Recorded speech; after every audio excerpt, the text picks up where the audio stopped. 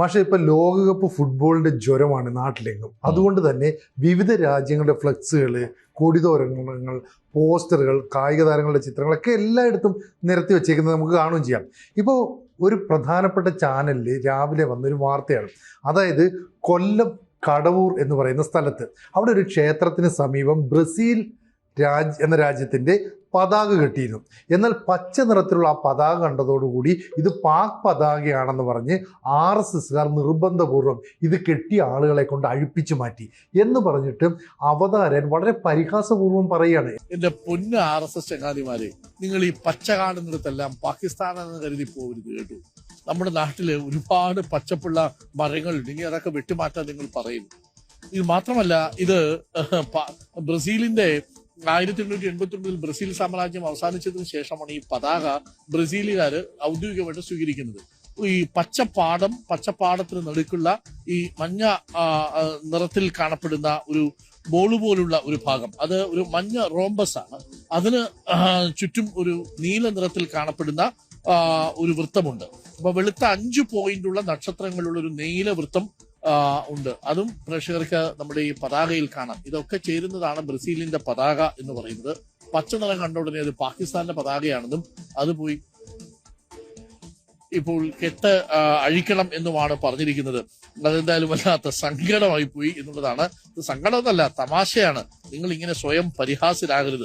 എന്നിട്ട് പറയാണ് കേരളം ഒരുപാട് പച്ചപ്പുള്ള സ്ഥലമാണ്, ഈ പച്ചപ്പുള്ള മരങ്ങളെല്ലാം ഇനി വെട്ടി നശിപ്പിക്കണമല്ലോ. കാരണം RSSകാർ എന്തൊരു മണ്ടന്മാരാണ്, അവർക്ക് ഇത് അസഹിഷ്ണുതയാണ്. പച്ചപ്പാടത്തിൻ്റെ നടുക്ക് ഒരു മഞ്ഞ ബോള് പോലുള്ള രൂപം, അതിനകത്ത് നീല നിറത്തിലുള്ള അല്ലെങ്കിൽ വെള്ള നിറത്തിലുള്ള ബോൾ, അങ്ങനെയൊക്കെ ചേർന്ന ഒരു പതാകയാണ് എന്നൊക്കെ പരിഹാസ രൂപേണ പറഞ്ഞിട്ട് പറയുന്നു. ഈ RSSകാർ എത്ര വലിയ തമാശയാണ് കാണിച്ചതെന്ന്. സത്യത്തിൽ ഇതിൻ്റെ നിജസ്ഥിതി പിന്നീട് പുറത്തു വന്നപ്പോൾ ഒരു കാര്യം മനസ്സിലാകുന്നുണ്ട്. ഈ പതാക കെട്ടിയ ആൾക്കാർ തന്നെ പറയുന്നു, രാവിലെ ഒരു വീഡിയോ ചെയ്തായിരുന്നു, അത് ഞങ്ങൾ ഉപദേശക സമിതിയോ RSSകാരോ അവരാരും പറഞ്ഞിട്ട് ചെയ്തതല്ല. ഞങ്ങൾ പോലീസുകാരെ ഒന്ന് അഴിക്കാൻ പറഞ്ഞു, അതാണ് അവർ മീഡിയക്കാരോട് പറഞ്ഞത്. ഞങ്ങൾ അറിയാത്ത കാര്യമാണ് ഇപ്പോൾ അടിച്ച് പറഞ്ഞിരിക്കുന്നത്. അത് അവിടെ ഈ ബ്രസീലിൻ്റെ പതാക അഴിച്ചു മാറ്റണമെന്ന് അവരോട് ആവശ്യപ്പെട്ട പോലീസാണ്. പോലീസ് തന്നെ അത് അഴിച്ചു മാറ്റുകയാണ് ചെയ്തത്, അല്ലാതെ ഞങ്ങളത് ആരോടും പറഞ്ഞിട്ടില്ല. എന്നിട്ടും RSSൻ്റെ ആവശ്യപ്രകാരം അത് അഴിച്ചു മാറ്റിച്ചു എന്ന തരത്തിലുള്ള വാർത്ത ചമച്ചത് ചില നിക്ഷിപ്ത താല്പര്യക്കാരാണെന്ന് കുറച്ച് കുട്ടികളാണ് ഈ കാര്യങ്ങളൊക്കെ പറയുന്നത്. അപ്പോൾ ഒരു പ്രധാനപ്പെട്ട ചാനലിൻ്റെ ഒരു പ്രധാനപ്പെട്ട അവതാരകൻ തന്നെ ഇത്ര പരിഹാസമായ രീതിയിൽ RSSനെ അവഹേളിക്കുന്നു. അങ്ങനെയൊക്കെയാണോ മാധ്യമ പ്രവർത്തനം നടത്തേണ്ടത്? ഒരിക്കലും അല്ലാന്നേ. ഈ മാധ്യമ പ്രവർത്തകനാണ് ഒരു പക്ഷേ കേരളത്തിലെ മാധ്യമ പ്രവർത്തകർക്ക്, മലയാള മാധ്യമ പ്രവർത്തകർക്ക് ഏറ്റവും അപമാനം ഉണ്ടാക്കിയ പരിഹാസ്യനായ കഥാപാത്രമല്ലേ? അതെ, ഒന്ന് ആലോചിച്ച് നോക്കൂ. തെരഞ്ഞെടുപ്പ് പ്രചാരണം റിപ്പോർട്ട് ചെയ്യാൻ വേണ്ടി കുതിരപ്പുറത്തും കഴുതപ്പുറത്തും ഒക്കെ നടന്ന ഒരാള് കണ്ടതല്ലേ? മാത്രമല്ല പരസ്യം വാർത്തയാക്കി റിപ്പോർട്ട് ചെയ്ത എന്തെല്ലാം വൃത്തികേടുകളും വിവരക്കേടുകളും കാണിച്ച ആളാണ്. എന്നിട്ട് ഒരിക്കൽ പോലും തെറ്റുപറ്റിയെന്ന് മാപ്പ് പറയാത്തയാള്. പിന്നെ ഇവരൊക്കെ ചെയ്യുന്നൊരു പണി എന്താ? ഇവരൊക്കെ സത്യത്തിൽ ഇപ്പൊ ചെയ്തുകൊണ്ടിരിക്കുന്നത് കേരളത്തിലെ മാധ്യമ പ്രവർത്തനത്തിന്റെ ഒരു അധപ്പതനം അതാണ് മലയാളത്തിലെ. കാരണം മിക്കവാറും എല്ലാ മാധ്യമങ്ങളും ഏതെങ്കിലും ഒരു പാർട്ടിക്ക് വേണ്ടി കൊടി പിടിക്കുകയും പാർട്ടി ആഫീസിൽ ഇരുന്ന് നടത്തുന്ന ഈ വാർത്താ സമ്മേളനങ്ങളെ പോലെ ന്യൂസ് റൂമുകൾ അറേഞ്ച് ചെയ്യണം. ആലോചിച്ച് നോക്കൂ. പ്രധാനപ്പെട്ട പത്രപ്രവർത്തകരൊക്കെ എടുത്തു നോക്കുക. അവർക്ക് എന്താ പണി? ഏതെങ്കിലും ഒരു പാർട്ടിക്ക് വേണ്ടി ഘോരഘോരം പ്രസംഗിക്കുക, അതാണ് അവരുടെ പരിപാടി. അല്ലെങ്കിൽ ഒരു പാർട്ടിയെ ഇപ്പോൾ ന്യൂസ് റൂമിൽ രാവിലത്തെ ചർച്ചയില്ലേ, ഇപ്പൊ ഈ പ്രത്യേക ചാനലിന്റെ പരിപാടി എന്താ? രാവിലെ 3 പാർട്ടിയുടെ നേതാക്കന്മാരായിട്ട് വന്നിരിക്കുക, എന്നിട്ട് ഒരു പാർട്ടിയെ ന്യായീകരിക്കുക, മറ്റവനെ എതിർക്കുക. എന്നുവെച്ചാൽ ഒരുമാതിരി പൊറാട്ട് നാടകം കൊണ്ട് മലയാളിയെ മുടിപ്പിച്ച് ഇവരാണ് ഈ ചാനലുകളുടെയൊക്കെ റേറ്റിംഗ് കളഞ്ഞത്, നശിപ്പിക്കുന്നവരാണ്. റേറ്റിംഗ് കൃത്രിമമാണ് എന്ന് തെളിയിക്കപ്പെട്ടില്ലേ? ഇതേ ചാനലിലാണല്ലോ. റേറ്റിംഗ് ഉണ്ടാക്കിയെടുക്കുന്നത് പോലും വളരെ തട്ടിപ്പാണ് എന്ന്.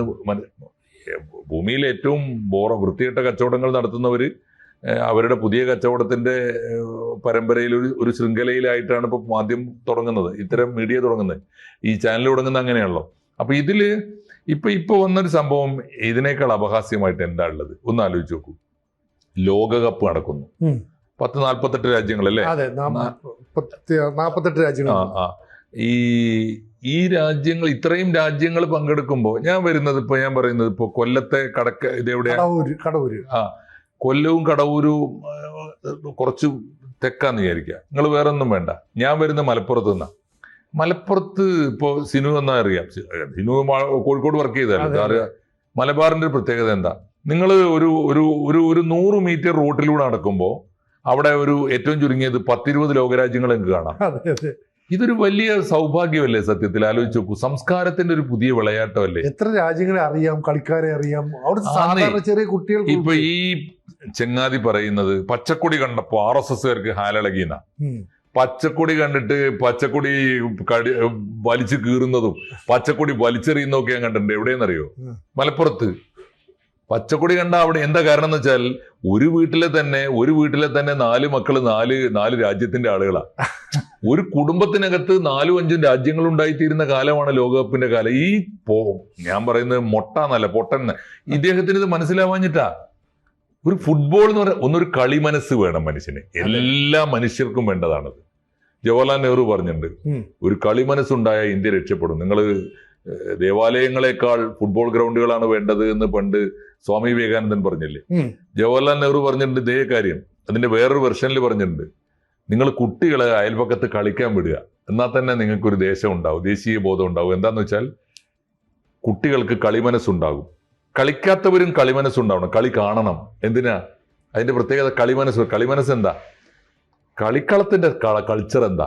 കളിക്കളത്തിന്റെ കൾച്ചർ രാഷ്ട്രീയത്തിന്റെ കൾച്ചർ അല്ല. കളിക്കളത്തിന്റെ കൾച്ചർ നമ്മുടെ നാട്ടിലെ മതത്തിന്റെയും ഈ വൈരങ്ങളുടെയും ഈ ലോകരാജ്യങ്ങൾ തമ്മിലുള്ള യുദ്ധത്തിന്റെയും കൾച്ചറല്ല. കളിക്കളത്തിന്റെ കൾച്ചർ എന്ന് പറഞ്ഞാൽ തോറ്റവൻ ജയിച്ചവന്റെ കൈപിടിച്ച് കുലുക്കി പിരിയുന്ന കൾച്ചറാ. എന്താ അതിന്റെ അർത്ഥം? See you soon, see you again എന്ന് പറഞ്ഞിട്ടാ പോരുക. നാളെ കളിക്കളത്തിൽ വീണ്ടും നമ്മൾ കാണണം. അങ്ങനെ നാളെയും കാണേണ്ടവരാണ് നമ്മൾ എന്ന സംസ്കാരം മനുഷ്യരിൽ ഉണ്ടാക്കുന്ന സാധനം അത്. അതായത് കളിക്കളത്തിൽ ആ പോരാട്ട വീര്യം കഴിയാൽ പിന്നെ ഒരു സൗഹൃദം. ഒന്ന് ആലോചിച്ച്, ഒരു അമ്മ പെറ്റ മക്കൾ ഇപ്പൊ മലപ്പുറത്തിന് പുറത്ത് ഇപ്പൊ കൂടി വന്നാൽ ഗൾഫിൽ പോയ കുട്ടികൾ ഗൾഫ് കണ്ടിട്ടുണ്ട് എന്നല്ലാതെ ലോകരാജ്യങ്ങളൊന്നും കണ്ടിട്ടില്ല. ഒന്ന് ആലോചിച്ച് നോക്കൂ. ഈ ലാറ്റിൻ അമേരിക്കൻ രാജ്യങ്ങളിൽ ഏതെങ്കിലും കണ്ടവരുണ്ടോ? ഇവിടെ എവിടെയെങ്കിലും ഉണ്ടോ? ആരും ഉണ്ടാവില്ല. പക്ഷെ ഞാൻ ബ്രസീലാണ്, ഞാൻ അർജന്റീനയാണ്, ഞാൻ ചിലിയാണ്, ഞാൻ ഫ്രാൻസാണ്, ഞാൻ ഇംഗ്ലണ്ടാണ്. പച്ചക്കൊടി കണ്ട ആരെങ്കിലും, ഞാൻ ചോദിക്കട്ടെ, ഈ RSSകാർക്ക് ഇതിൽ എന്തെങ്കിലും, ഇവൻ പറയുന്നത് RSSകാര് പച്ചക്കൊടി കണ്ടപ്പോ പാകിസ്ഥാനാന്ന് തോന്നിയത്രേ. അമ്മാതിരി മണ്ടന്മാരുണ്ടോ RSSൽ ആരെങ്കിലും? പച്ചക്കൊടി കണ്ട പാകിസ്ഥാൻ മാത്രമാണോ പച്ചക്കൊടി? സൗദി അറേബ്യ പച്ചക്കൊടിയല്ലേ? ഈ ലോകകപ്പ് ഫുട്ബോളിൽ കളിക്കുന്നുണ്ടോ? ഒരു പ്രധാനപ്പെട്ട കാര്യമല്ലേ? ഒന്നാലോചിച്ച്, പാകിസ്ഥാൻ കളിക്കുന്നില്ല, പോട്ടെ. ഇനിയിപ്പോ RSSകാർക്ക് വല്ല ആവേശവും വരണമെങ്കിൽ ഒരു ഭാരതീയമായ സംസ്കാരത്തിന് വേണ്ടി നിൽക്കുന്ന പാർട്ടിയാ. നിർഭാഗ്യവശാൽ ഇന്ത്യയും കളിക്കുന്നില്ല. പിന്നെ ആവശ്യമുള്ള കാര്യമില്ല. ഇനിയിപ്പോ വേണമെങ്കിൽ ഹിന്ദു രാഷ്ട്രം എന്ന് പണ്ട് ചരിത്രപരമായി പേര് കിട്ടിയ രാജ്യമാണ് നേപ്പാള്. അവരും കളിക്കുന്നില്ല. ഇവരെന്തിന്? അപ്പൊ സത്യത്തിൽ ഒരു കാര്യം കൂടി ഈ ചങ്ങാതിമാരൊക്കെ ഒന്ന് അറിഞ്ഞാൽ കൊള്ളാം. എനിക്കറിയാം എത്രയോ RSSകാരുടെ വീടുകൾ, ഈ RSSകാരുടെ വീടുകൾ, അച്ഛനൊരു രാജ്യമാണ്, മോൻ വേറൊരു രാജ്യ. കളിയുടെ ഒരു കാര്യം അതാ. എന്റെ വീട്ടിൽ ഇപ്പൊ ഞങ്ങൾ മലപ്പുറത്തുകാരല്ലേ, മലപ്പുറത്തെ ഓരോ വീട്ടിലും 10 രാജ്യങ്ങളെങ്കിലും ഉണ്ട് ചുരുങ്ങിയത്. അതിൽ കൂടുതൽ അർജന്റീനയും ബ്രസീലും ഒക്കെയാണെന്ന് വെച്ചോ. ഈ പച്ചക്കൊടി എന്ന് പറഞ്ഞാല് പാകിസ്ഥാൻ ബ്രസീൽ മാത്രമാണോ? മാത്രമല്ല, ഒരു വാർത്തയുടെ ഒരു ആങ്കറല്ലേ, അദ്ദേഹം അത്രയും സീനിയർ ആയിട്ടുള്ള ആളാണ്. ഈ RSSകാരുടെ ഒരു കാര്യം, പച്ച കണ്ടാൽ ഇവർക്ക് ഹാലിളകും, പച്ചപ്പാടങ്ങൾ ഇനി എന്ത് ചെയ്യും, മരങ്ങൾ വെട്ടിമറിക്കണം, അങ്ങനെയൊക്കെ പറഞ്ഞ് അപഹസിക്കുക. അത് RSS ഒരു സംഘടനയോ പാർട്ടിയോ ആയിക്കോട്ടെ, ഏതൊരു മാധ്യമവും എന്ന് പറയുന്നത് നിഷ്പക്ഷമായ നിലപാട് സ്വീകരിക്കണ്ടേ. അവർക്ക് വിയോജിപ്പുകൾ ഉണ്ടാകാം, തെറ്റുകൾ കണ്ടെത്തുമ്പോൾ.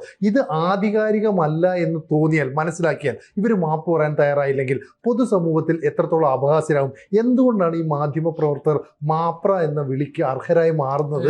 ഇത്തരത്തിലുള്ള നിലപാടുകൾ കൊണ്ടുകൂടി. തീർച്ചയായിട്ടും മാപ്ര എന്നതും ഒന്നും പോരാ, അതിനേക്കാളും മോശം പേരുകൾ വിളിക്കണം ഇങ്ങനെ ആളുകളെ. ഈ പറഞ്ഞ ഈ മാതിരി ഈ സത്യത്തിൽ ഞാൻ പറയുന്നത് ഇപ്പോ നിഷ്പക്ഷത എന്ന് പറയുന്ന ഒന്ന് എന്ന വാക്കിനേക്കാൾ വസ്തുനിഷ്ഠത എന്ന് പറഞ്ഞില്ലേ നമ്മൾ? ഒരു മാധ്യമ പ്രവർത്തകൻ ഈ സെക്ടേറിയൻ ആവാൻ പാടില്ല എന്ന് പറയും. ഏതെങ്കിലും ഒരു സെക്ടിന്റെ കൂടെ നിന്നിട്ട് വാർത്ത ഉണ്ടാക്കാൻ പാടില്ല. സെക്ടിന് വേണ്ടി, ഒരു വിഭാഗത്തിന് വേണ്ടി വാർത്ത ഉണ്ടാക്കാൻ പാടില്ല. നമ്മുടെ പൊളിറ്റിക്സ് എന്തായിരിക്കണം? ഫാക്ടോറിയൻ ആയിരിക്കണം, വസ്തുനിഷ്ഠമായിരിക്കണം, വസ്തുതകളായിരിക്കണം, വസ്തുതകൾ സംസാരിക്കണം.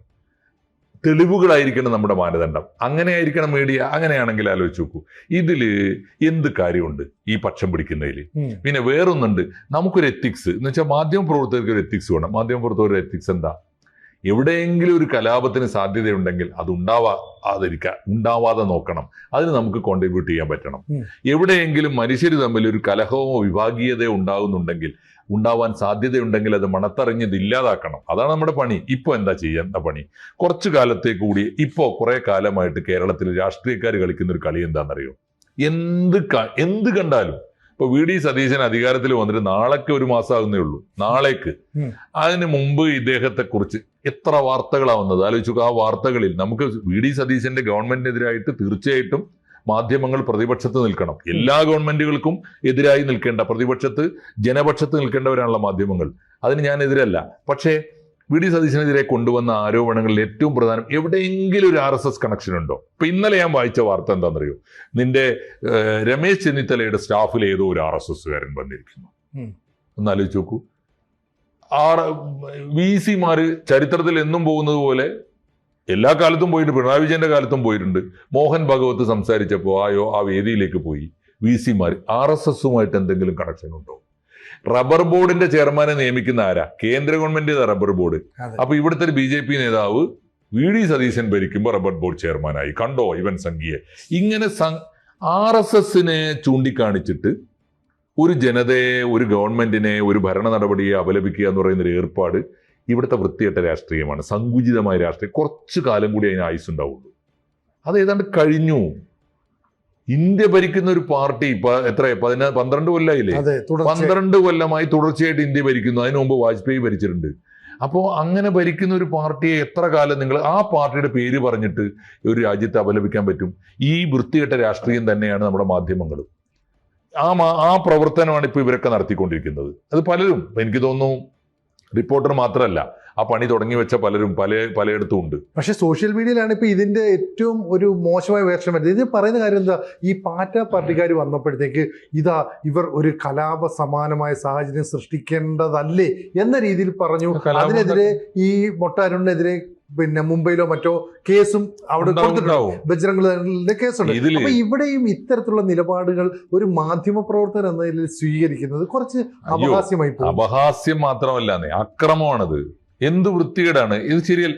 ആ പറഞ്ഞ കുട്ടികള് ഈ വാർത്തയുടെ ചൂടാറുന്നതിന് മുമ്പ് ആ മക്കളെ ഒന്ന് പറഞ്ഞില്ലേ, ഞങ്ങള് തമ്മിലാണ് കലഹം. ആര് തമ്മിലാണ്? ബ്രസീലും അർജന്റീനയും തമ്മിൽ കലഹമുണ്ട്. സൗത്ത് അമേരിക്കയിലെ 2 രാജ്യങ്ങളാണിത്. നമ്മുടെ ഒന്നും അമ്മാവന്റെ വീട്ടുകാരല്ല അവര്. അപ്പൊ ആലോചിച്ച് നോക്കൂ, ഒരു വീട്ടിനകത്ത് ഒരു ദേശം വിരിഞ്ഞു വരുന്ന ഒരു വല്ലാത്ത പൂക്കാലമാണ് കളിയുടെ കാലം. അത് കാണാനുള്ള മനസ്സ് വേണ്ടേ?